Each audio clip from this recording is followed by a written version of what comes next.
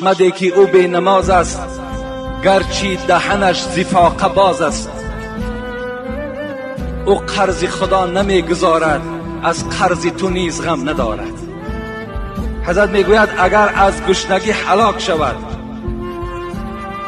شما با وی قرض ندهید. میگوید زیرا که آدم بی نماز وقتی که نماز قرض پروردگار باشد، وقتی وی قرض خدا را ادا نمی کند وی پروای قرض تو ندارد. این از تعلیماتی پیشواهای ما و شما. من فتوای 4 امام به شما میگویم. امام احمد حنبل نسبت به نماز چی میگوید؟ این 4 صاحب مذهب هستند. دنیای اسلام در زیر این 4 مذهب قرار دارد. یکی امام احمد حنبل است، یکی امام شافعی است، یکی امام مالک است، یکی ابو حنیفه ما و شماست. همه اونا از ما و شماست. لیکن امروز که ما و شما در زیر مذهب ابو حنیفه هستیم، از این خاطر من میگویم که ابو حنیفه ما و شماست.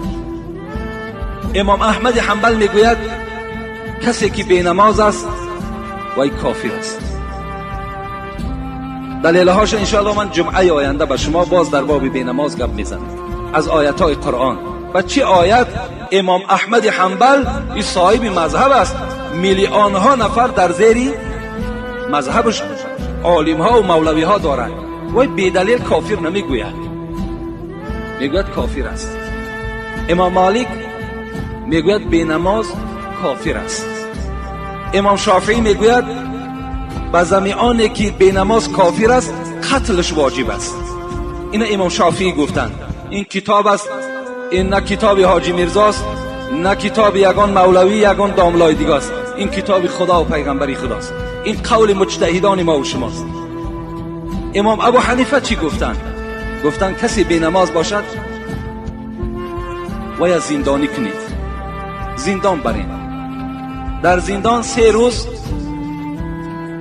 وی را محکم کنید و پیشنهاد کنید نماز قبول میکنی یا نه. اگر نماز قبول کند کشاده کنید وی، اگر نماز قبول نکرد نزد او طعام نگذارید، با همون گرسنگی در زندان هلاک شود. این قول امام ابو حنیفه است. هیچ قولش برای بی نماز خوب نیست، هیچ قولش، همش ضرر آدم بی نماز است.